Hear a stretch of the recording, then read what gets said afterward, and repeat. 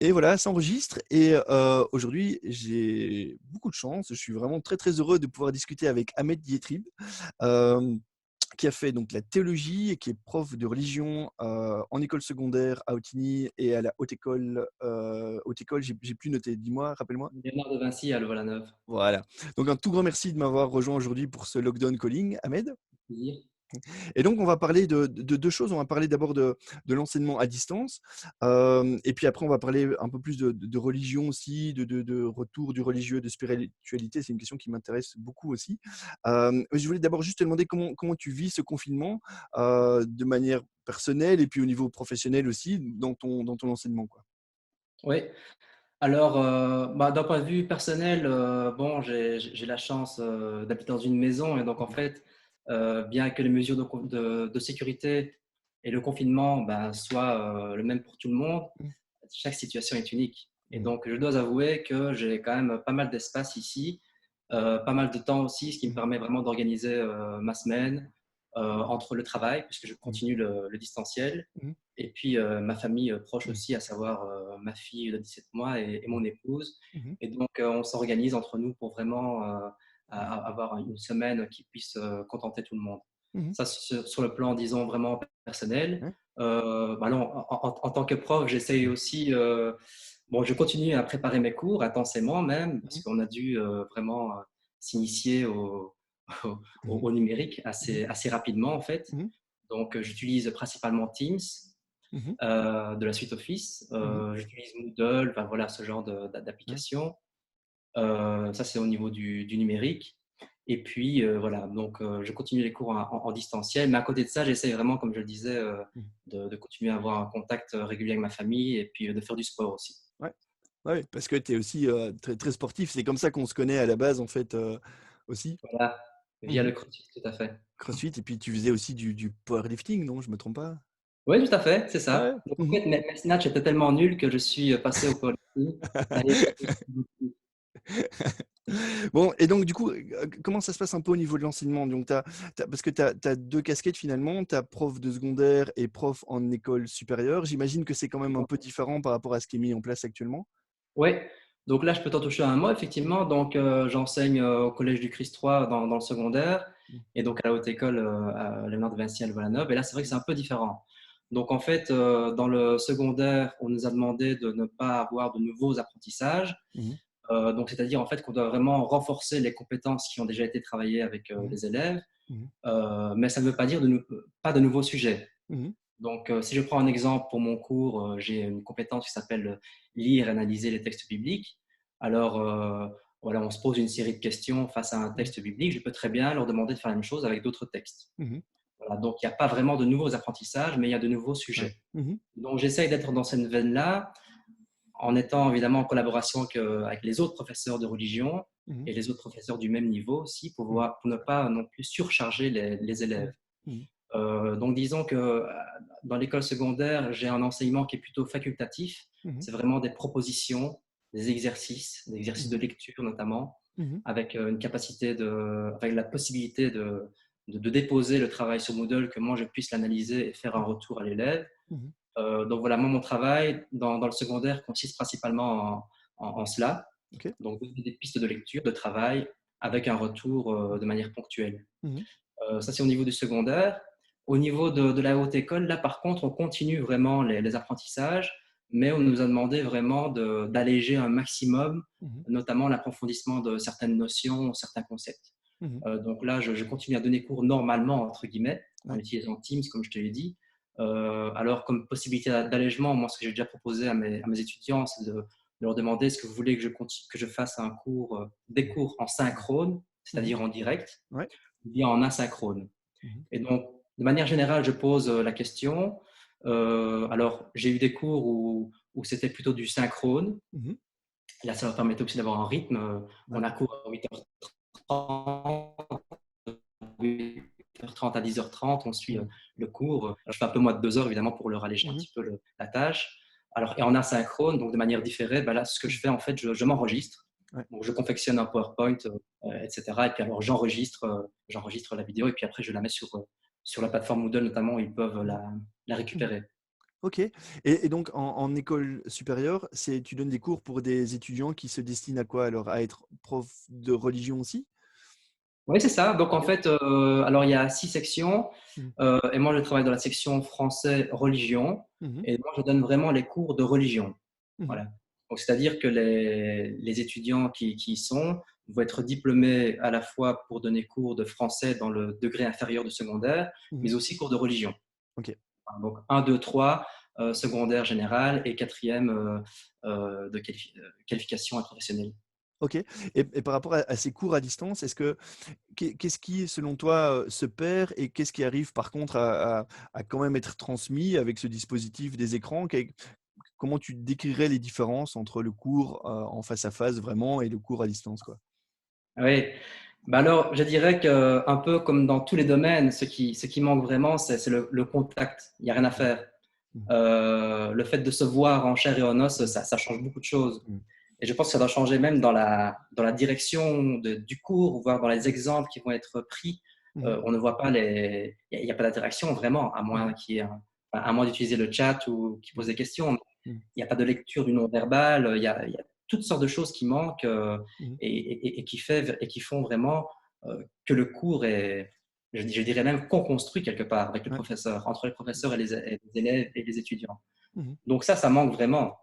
C'est-à-dire que moi, quand je prépare un cours en distanciel, bah, j'ai mon PowerPoint, donc en fait, ils voient même plus les expressions de mon visage. Mmh. Donc voilà, je pense que ça, c'est vraiment le manque fondamental. Mmh. Après, disons, il y a aussi des avantages. Je prends un exemple très pratique, que ce soit pour les étudiants ou pour moi. Si j'ai 3 classes différentes qui ont le même cours, Mmh. eh bien, en fait, je fais 2 heures de cours. Ouais, ouais. 2 heures de cours, Mmh. et puis tout le monde gagne 4 heures dans sa journée. Mmh. Voilà, donc Ouais. il y a tout de même des avantages. Mais disons, ça ne remplace pas le contact humain et ça, quel que soit le domaine dans notre société, je pense que tout le monde est conscient de ça. Ouais. Donc j'imagine que dans les prises de conscience et les pistes d'aménagement pour la suite, ce serait de trouver un compromis. Par Mmh. exemple, faire certains cours en distanciel ou Mmh. bien certaines réunions en distanciel pour éviter de Ouais. polluer notre environnement et de perdre du Mmh. temps et de l'argent aussi. Mmh. Donc voilà. Oui, c'est super intéressant. J'allais justement te poser la question de savoir s'il y avait des choses qui allaient, rester après ça. Mais tu as répondu un peu et donc il y a peut-être l'idée de faire certaines choses à distance, qui peut se faire à distance, pourrait continuer après à se faire à distance, quoi.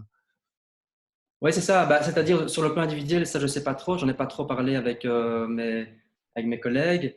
Moi, je pense qu'au niveau des cours, je continuerai à donner en présentiel, surtout pour le cours de religion. Je trouve que le fait d'entrer en relation, c'est quelque chose Mmh. de fondamental Mmh. euh, dans un cours de religion. Mmh. Donc, dans la mesure du possible, je garderai un maximum le Mmh. présentiel. Maintenant, je pense plutôt aux réunions.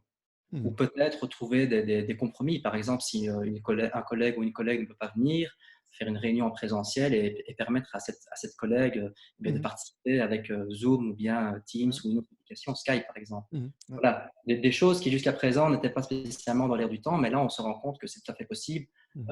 avec toute une série d'avantages pour chaque individu et même pour la société. Oui, et donc là, on approche tout doucement de la fin de l'année scolaire, donc tu as des examens à faire passer quand même, tu as des choses Voilà. pas. Oui, donc c'est-à-dire que dans le secondaire, comme tu as pu le constater par le biais des médias, il n'y a pas d'évaluation certificative Mmh. extérieure, hein, donc Mmh. pas de CEB, pas de CE1D, pas de Mmh. CESS. Mmh. Par contre, les professeurs peuvent décider pour le secondaire à faire tout de même quelques évaluations. Mmh. Bon, il faut savoir que c'est tout de même le conseil de classe qui est souverain dans la prise de décision Mmh. et que le redoublement est exceptionnel, Mmh. toujours en concertation avec les parents pour le Ouais. redoublement. Mmh. Donc, pas vraiment d'évaluation. Par contre, pour la haute école, ça oui. Mmh. Ça, il y a des évaluations. Donc, les évaluations à distance, évidemment. Mmh. Donc, personnellement, j'ai opté pour certains cours pour un oral, Mmh. pour avoir justement une relation Ouais. Mmh. plus ou moins réaliste, j'ai envie de dire. Mmh. Donc là, je leur donne des questions à préparer à l'avance, des questions de réflexion, et puis après, ils la préparent, et puis ils me la Mmh. présentent, et puis on discute. Mmh. Donc, j'essaye d'introduire vraiment une dimension humaine, même dans l'évaluation, en ce qui Mmh. me concerne. D'accord. Très bien et j'ai encore une question et peut-être ça fera un peu la transition avec la suite. Comment est-ce que tu arrives à capter l'attention des élèves par rapport à la religion? Qu'est-ce que ou comment tu perçois un peu l'intérêt que les élèves ont dans le cours de religion? Heu, allez, traditionnellement, évidemment, il y a les gros cours, maths, français, et cetera, et puis la religion est pas, perçue au même niveau. Souvent, j'ai été prof moi aussi, tu vois, c'est un peu comme le cours de sport et bon et comment est-ce que tu arrives à donner de l'intérêt aux élèves pour la religion à l'heure actuelle? Pas spécialement par rapport au confinement, mais je veux dire maintenant en 2020, quoi? Ouais, bah, alors je pense que c'est vraiment le lieu idéal et ça personne pourra, me contredire Mmh. là-dessus, où les élèves et les étudiants peuvent s'exprimer, Mmh. hein. Donc bon, on ne fait pas que s'exprimer, Mmh. mais c'est vraiment le lieu idéal pour ça et il y a des compétences qui sont vraiment, qui sont proposées pour Mmh. permettre cette expression de manière, disons, structurée et Mmh. intelligente. Mmh. Donc là, je pense par exemple à une compétence qui s'appelle, construire une argumentation éthique. Mmh. Et donc là, bah, selon le professeur, alors s'il respecte plus ou moins le programme ou bien alors s'il fait des références à l'actualité, il peut très bien intéresser les Mmh. élèves sur une question d'actualité Mmh. ou une question existentielle qui intéresse les élèves Ouais. et leur permettre pendant une vingtaine, une trentaine de minutes de s'exprimer et puis d'en tirer des conclusions. Mmh. Et puis voilà, on continue les apprentissages. Donc c'est vraiment euh, enraciner les apprentissages dans leur existence en fait. Ouais. Pour résumer en quelques mots, ce serait ça. Je Mmh. pense que ça intéresse tout le monde, ça, de pouvoir parler avec les autres d'une question qui traverse enfin, des personnes du même âge. Ouais. Voilà, donc ça, c'est principalement ça. Donc, je vais plutôt sur ce terrain-là, le Mmh. terrain du questionnement existentiel. Ouais. Et je fais des ponts aussi bon, avec l'actualité. Mmh. Et j'essaye de rendre vivant aussi certains textes bibliques. OK, ouais. Mmh. Et si tu devais comparer avec peut-être, l'époque où toi tu étais élève, est-ce que tu as l'impression qu'il y a, un intérêt grandissant pour les questions religieuses auprès des jeunes ou pas spécialement? Ou est-ce que ça c'est changeant par rapport à il y a peut-être 10 ans, 20 ans, Oui, là, moi, je dirais qu'il n'y a pas spécialement de grands changements. Mmh. D'ailleurs, ça se vérifie surtout comment? Bon, ça se vérifie dans la poursuite des études, dans le supérieur ou Mmh. dans le ou à l'université. Il Mmh. n'y a pas spécialement plus de vocation Mmh. pour pour la religion, Ouais. catholique ou pour les cours Mmh. de religion. Mmh. Pas spécialement plus, non. Maintenant, il faut dire que les programmes ont évolué. Mmh. Moi, j'étais sous un ancien programme. Le Mmh. programme que j'ai actuellement date de 2003. Il est OK. déjà un peu vieux, Mmh. mais Mmh. il y a vraiment pas mal de pistes. Mmh. Et Ouais. donc, les approches sont aussi très différentes. Et Mmh. c'est ce qui fait qu'on garde vraiment la motivation de l'élève. Je pense notamment à tout le travail qui est fait en sciences de l'éducation, en psychopédagogie. Et il Mmh. faut dire que le prof de religion, c'est avant tout un généraliste. Donc, Mmh. c'est quelqu'un qui, à la fois, bon, maîtrise certains outils de la théologie, Ouais. quelqu'un qui est fondamentalement intéressé par la religion Mmh. catholique, et puis qui mobilise toutes sortes de connaissances, en fait, Ouais. Mmh. des sciences humaines. Mmh. Euh, donc, moi, je fais souvent référence à la psychologie pour une seule même question, parfois à la Ouais. sociologie. Enfin, je vais Ouais. vraiment puiser un Mmh. peu partout Ouais. et j'essaie de donner du sens à tout ça avec eux, en fait. C'est vraiment Mmh. ouais, je dirais une co-construction avec les élèves ou les étudiants. Ouais. Oui. Intéressant et ça fait une super bonne transition avec la question que je voulais te poser après. En échange de messages, là, tu m'avais parlé du prisme de la théologie, peut-être pour éclairer un peu la situation actuelle et c'est vrai qu'on entend beaucoup les sociologues, les psychologues, les économistes, les politologues parler de la situation actuelle. Est-ce qu'il y a un point de vue, théologien ou, enfin, en tout cas, qu'est-ce que le prisme de la théologie peut apporter pour comprendre un peu la situation actuelle? Ouais, alors c'est une grande question, Ouais, hein. j'imagine. C'est vraiment une grande question. Et Mmh. j'aurais pas sincèrement la prétention à y répondre, Mmh. mais peut-être simplement une piste de réflexion, en Mmh. fait. Ouais. Bon, en fait, on a différents exemples dans la Bible Mmh. où une injustice est vécue. Je Mmh. pense par exemple au livre de Job. Mmh. Donc, le livre de Job, il avait tout et puis il a tout perdu Mmh. et écrit vers le Seigneur en fait sa souffrance. Mmh. Et alors ça, moi je pense que c'est un texte intéressant à lire. Mmh. Pourquoi? Parce que le cri vers le Seigneur est autorisé en fait, il n'est pas banni et donc en fait il ne faut pas culpabiliser de se sentir perdu, de se sentir désarmé. Donc ça, je pense Mmh. que c'est un texte intéressant Mmh. pour notre situation. Ne Mmh. pas culpabiliser de Ouais. se sentir peut-être même abandonné. Mmh. Voilà. Ouais.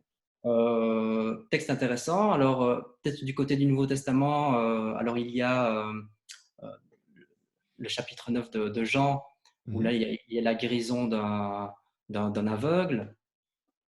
où là, en fait, il y a des pharisiens qui Mmh. disent à Jésus, mais pourquoi est-ce qu'il est tel qu'il Mmh. est? Est-ce que c'est de la faute de ses parents? Donc, en fait, ils Mmh. sont dans le discours. Ils essayent de voir, mais Ouais. tiens, comment se fait-il qu'il en est dans Mmh. cette situation-là? Mmh.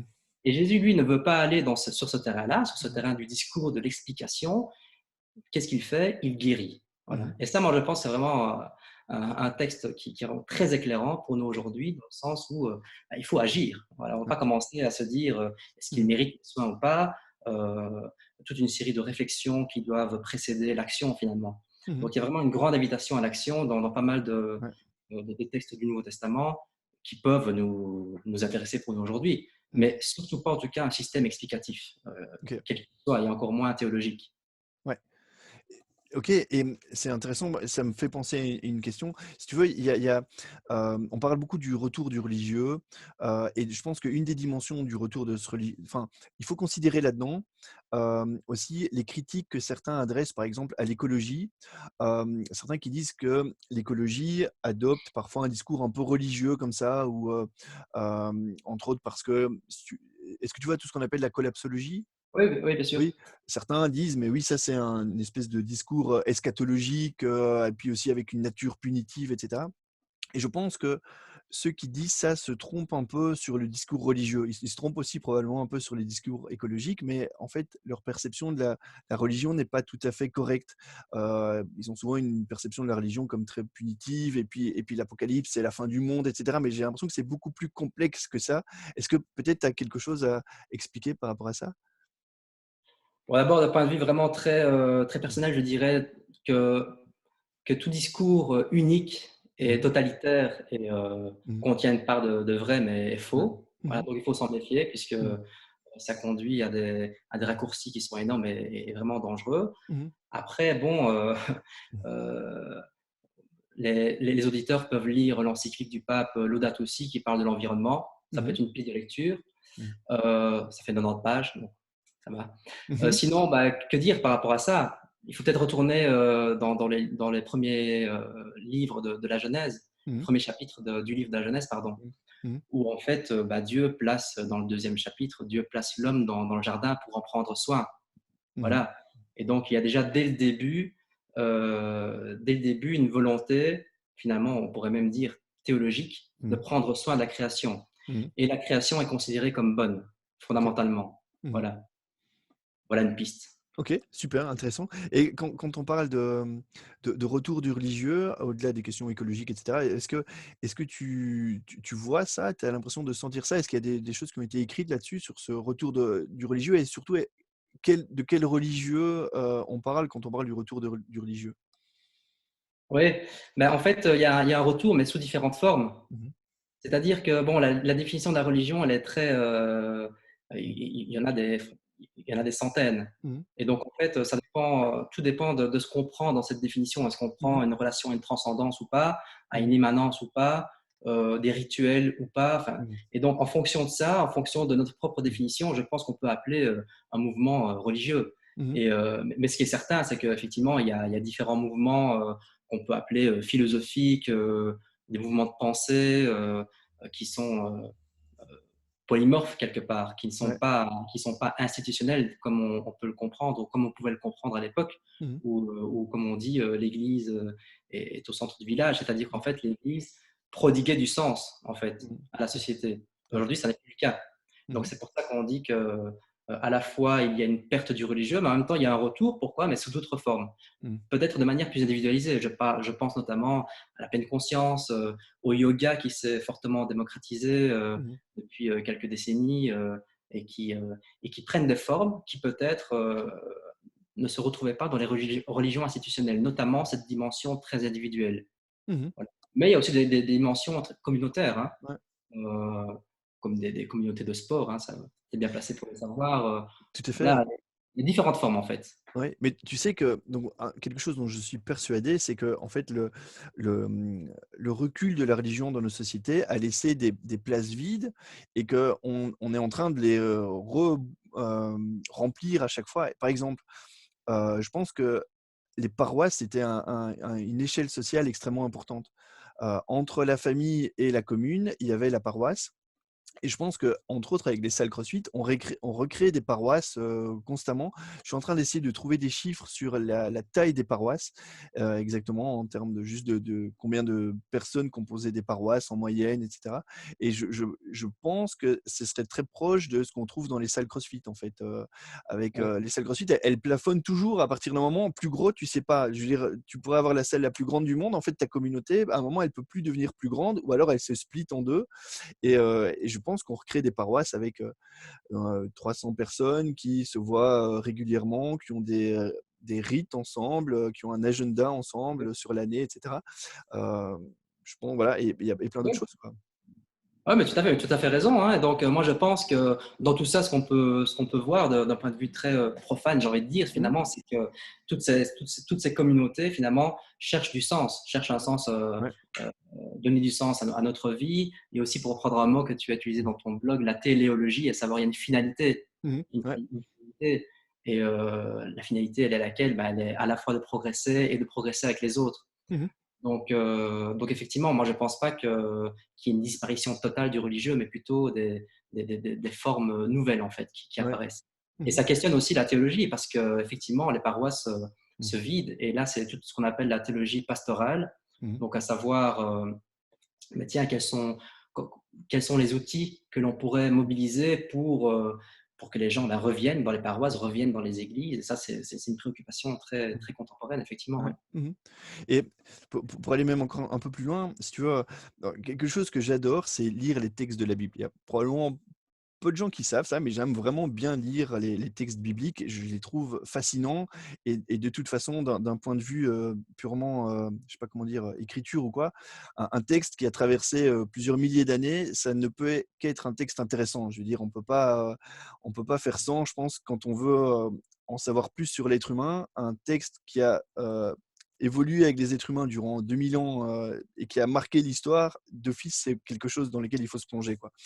Et il y a quelque chose qui me fascine toujours, dans tous les textes qui sont un peu, des textes de sagesse, donc les proverbes, la sagesse, l'Ecclésiastique et cetera. C'est J'ai l'impression qu'il y a quand même, je sais pas je sais pas quel est le point de vue de la théologie là-dessus, hein, mais j'ai l'impression qu'il y a quand même cette idée comme si les êtres humains avaient compris très, très tôt que en fait, les gentils, dans la société, les gentils ne sont pas toujours récompensés et les méchants ne sont pas toujours punis. Et que donc ce discours-là ramène du sens en disant: «Mais ne vous inquiétez pas, même si le méchant n'a pas l'air d'être puni maintenant, il sera puni plus tard parce que Dieu sait. Et le gentil sur qui le sort s'acharne, ne vous inquiétez pas, lui sera sauvé plus tard parce qu'il est gentil. Donc ne vous inquiétez pas et donc continuez à faire le bien et ne faites pas le mal parce que même si le mal pourrait vous apporter des profits maintenant, plus tard, ce ne sera pas le cas, vous serez puni, etc. Ou en tout cas pas récompensé.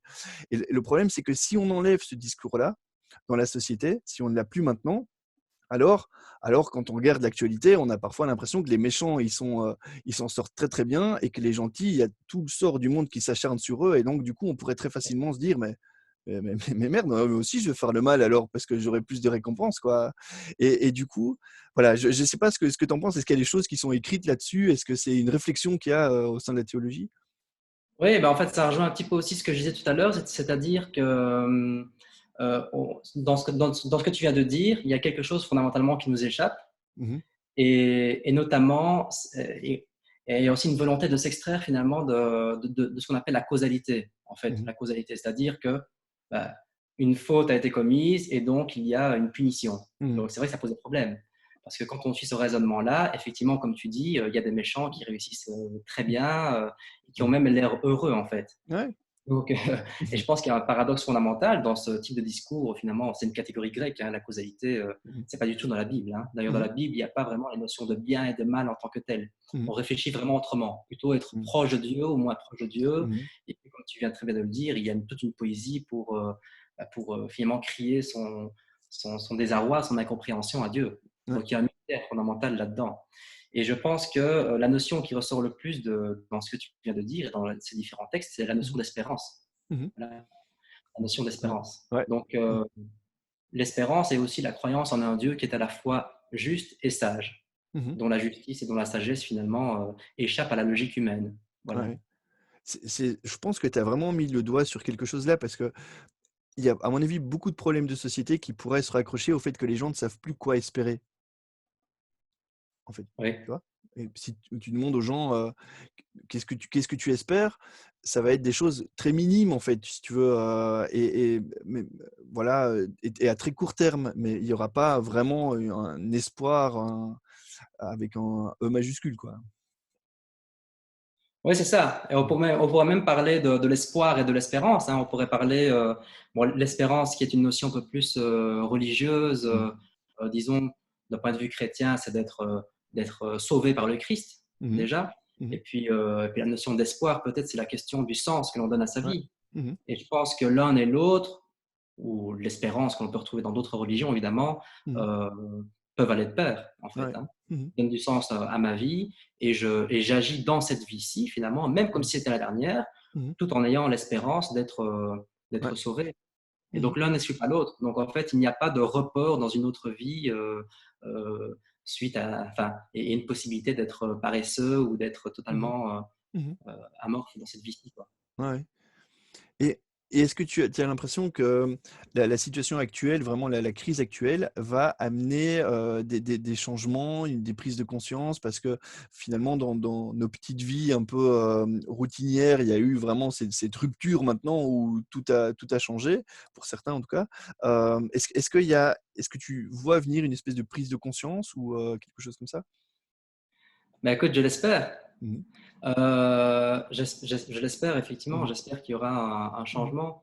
Alors, ça, c'est mon côté un peu écologique Mmh. qui va Mmh. parler, mais je pense qu'effectivement, on doit en tirer des conclusions sur notre rapport Mmh. à l'environnement, sur notre rapport aux animaux aussi. Mmh. Euh, voilà, je pense qu'il y a toute une série de prises de conscience qui vont se faire, et c'est vrai que la grande crainte que j'ai, et je ne suis pas le seul évidemment, c'est que tout reprenne comme avant, comme si de rien n'était, Mmh. comme si de rien n'était, en se disant bah, c'était une parenthèse, bon, Mmh. continuons à agir comme nous agissions, même Mmh. à penser comme nous pensions en fait. Ouais. Et, Mmh. et je pense que là, peut-être la plus grande prise de conscience, ce serait à la fois qu'il peut y avoir des décisions politiques, mais pas seulement. Mmh. C'est-à-dire que aussi sur le plan individuel, je peux agir moi-même, sur ce que Ouais. je peux agir, évidemment. Mmh. Donc, déjà, les stoïciens sont Ouais. très édifiants à ce sujet, hein. Mmh. Donc, ce que je peux changer, ben, allons-y, Ouais. mettons-nous en action. Et ce qui Mmh. ne dépend pas de moi, ben, bon. Et là, il faut espérer que les politiques prennent des décisions. Ouais, ouais. Donc, étant donné que c'est une crise qui a vraiment été, qui est vraiment globale, Mmh. j'espère aussi une crise globale. Mmh. Mais je pense qu'il va falloir du temps pour vraiment se rendre compte s'il y a eu un changement ou pas dans notre comportement et notre rapport au monde. Ouais, ouais. Et j'apprécie vraiment que tu cites les stoïciens parce que, j'ai vraiment été surpris des liens qu'il y a entre des textes bibliques et des textes des stoïciens. Et effectivement, certains étaient contemporains finalement, c'est super intéressant, quoi. Et les stoïciens sont assez à la mode dans la philosophie, c'est probablement un des courants qui est le plus, à la mode actuellement, quoi. Oui, qui est fortement cité, hein. Ouais. Mmh. Mmh. Ouais. Eh Ah ben, ouais. un tout grand merci d'avoir pris le temps de répondre à mes questions. C'était super intéressant. Je suis sûr que ça va vraiment intéresser plein de monde. Il y a plein de gens qui se posent les questions dont on a parlé. Et puis après, il y a aussi pas mal d'enseignants qui seront contents de pouvoir voir comment toi tu fais dans ton boulot d'enseignant, autant en secondaire qu'en école supérieure, quoi. Donc un tout grand merci, Ouais. Ahmed. Bah, tout grand merci à toi de m'avoir donné la parole. C'était vraiment Ouais, une chouette discussion. ouais, chouette. Merci. Et je renverrai vers ta page Facebook. Et entre autres, il y a l'analyse de la série Messia que tu as fait, Oui. que j'ai trouvé brillante, vraiment. Je n'utilise pas souvent ce mot brillant, mais je l'ai vraiment trouvé brillante. J'ai adoré, Bah, écoute, ça me touche. ouais. Merci. Et il y a des gens qui ont détesté cette série, je pense. Moi, j'ai vraiment bien aimé. Et du coup, je sais pas toi, est-ce que tu as aimé la série? Parce que tu le dis pas vraiment, tu en fais une analyse qui est géniale, mais est-ce que tu as aimé regarder la série aussi ou pas? Bah, écoute, moi, j'ai adoré la série. OK. Et je t'avoue que j'ai même pris un abonnement Netflix pour OK. cette série-là. Mmh mh. J'avais vu le premier épisode avec un ami et puis Mmh. je me suis dit, bon, allez, c'est le moment de prendre un Ouais. abonnement. Il y a des choses intéressantes Mmh. à regarder à la télévision. Et puis, j'ai enchaîné en 2-3 jours Ouais. la série.